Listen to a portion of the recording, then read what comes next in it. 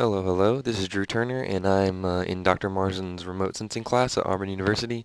This is just my land change detection project, and I did the west coast of Greenland and the ice cap.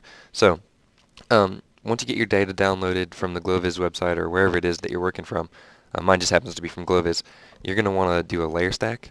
And so I'm just going to show you how to do the layer stack. You just go to Interpreter, um, sorry, Utilities, then Layer Stack. Then your input file is going to be wherever you save your images. So mine just is on my jump drive, so let me get there real fast. Okay, so um, they're going to be saved as TIFFs when you unzip them. So they're all going to be like, there's going to be like 7 of them. So I click on the first one and hold shift and then click on the last one and then hit OK. Then it's going to change this layer number to 1. And you don't want that. You want to go ahead and change that to all. And that way it gets all of the layers that you need. You just add that. Um, my data when I first did it, I guess I can go ahead and show you what it looked like. It was pretty bad. Like on one of the corners, it the data that I got was actually bad. It wasn't anything that I did to it, but the first one that I had looked like this. So I had this error right over here on the side. So I just went ahead and created an AOI and clipped that out. And basically what you do is you just go to AOI tools and just draw a little box for wherever you want your data. And then you can save that layer, save AOI layer, and then you'll just save that. That way when you go back and do your image for your anniversary date, you have that same AOI. So you can use that for both, and you have the same size image, and you won't have anything that's like messed up. So once you get your layer stacked image on there, you're going to want to run an unsupervised classification on your on all that data. So to do that, you just click on classifier, do an unsupervised classification, add your input file from wherever you got it from, and then create your output files right here. Um, so I'll go ahead and do an input file, and mine is under final because I've done this a few times. And then you'll just create your outputs. I did 20 classes, but most of mine ended up being ice, so it's actually more beneficial if you do these 20 classes in like urban areas or something, because 18 of mine ended up being ice, so it was kind of interesting that the software could tell the change of pixels when I couldn't, and change the iterations to 10. And this is the thing like where you go and add that AOI.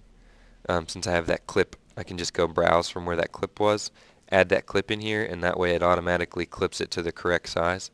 And then I would do that for my anniversary date image as well. So you just add that clip and then hit OK. But this stuff takes a while, so since I've already done it, I just go ahead and show you what it looks like after you've run the unsupervised classification. So then you'll just go and find where your unsupervised is, wherever you saved it to, and then it gives it to you like this. Um, then you're going to want to start trying to set up a recode for it, so figuring out which pixels belong to which class. So to do that, you're going to want to be able to compare it to something. So just compare it to your layer stacked image that you have. Go ahead and fit image to window. And that way you have a false color one and then a regular one, your unsupervised classification. Go ahead and link these up. And then that way when you use this guy, you can see which things belong to what. So like this right here is obviously water. And you can tell that because of all that that blackness, it doesn't reflect well. So you can tell that this is water. So anyway, you just go to raster attributes, and then it gives you all these. I wrote mine down on a piece of paper for my recode, and for this one I only had water and ice were my only 2 classes because there's no land showing. So it was easy for me when I went and set up my recode because I just had the 2. So to set up your recode, you'll just go to Interpreter, then GIS Analysis, and then this Recode button right here. So you just do your input file as your unsupervised classification. So I'm just finding where I saved that, and then you'll create an output file. But you'll want to set up this recode right here. That's the whole point of the recode. So anyway, you just go to wherever you're in. Like I said, I wrote mine down on a piece of paper. So I only had 0 is the border. And then I had number 1 was water, and then number 2 was ice. So everything else was ice on the image. Um, then you'll just hit OK. You'll do that for all 20 of your classes, so you may have more than 2. I just mine only happened to be 2. Oops. Okay. Then just hit OK, and then you create your output file and hit OK, and then I'll show you what that looks like. Open up my recoded image. Oops, didn't want to do that way. Recode final for 1984.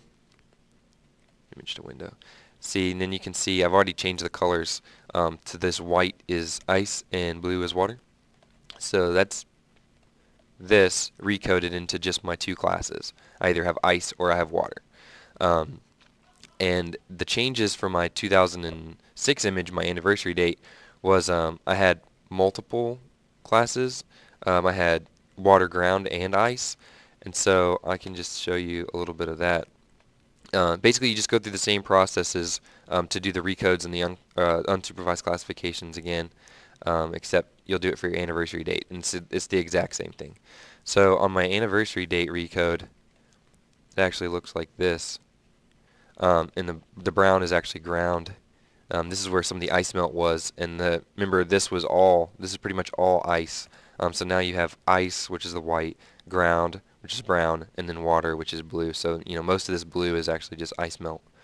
So then basically once you get both of your recoded images done and your class is established, you want to just go ahead and do a matrix so you can add both of these into the same image kind of thing. So to do that, you'll just go to Interpreter and then GIS Analysis and then this matrix. So you go ahead and input these, which is one of them is your first image, your recode.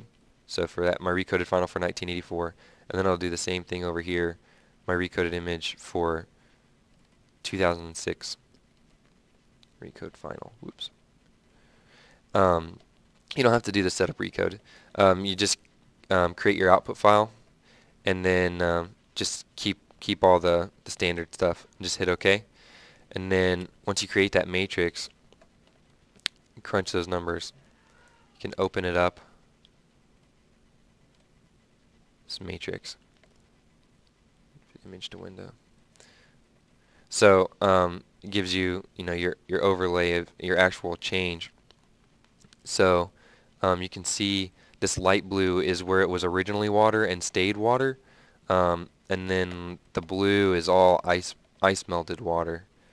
Then we have this orange, which was just a different color, a different kind of ground from the brown. I guess the brown was just like a highly vegetated, and the orange is a not so highly vegetated. And then I had a different one, other color. What's the orange?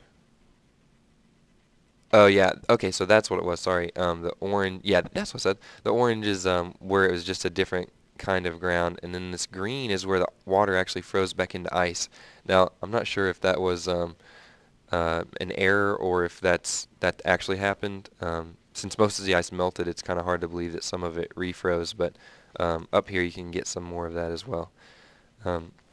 Some of the limitations to my project were that I didn't have as much data to see because there weren't as many flyovers, I guess, in the western part of Greenland. And also, I had that bad data, so I had to use the AOI clip to get that data out. And then my other one is I didn't have a true anniversary image, so I had May of '84 to June of 2006. So the seasonality may have caused a lot of this ice melt. The season change, just may have caused a lot of this ice to melt. So I'm not sure if it's true warming or if it was just due to the season change or a little bit of both. So then I created my final image right here in ARC to give it the good qualities of a map. So that is my land change detection for the west coast of Greenland. Hope you enjoyed. Thanks.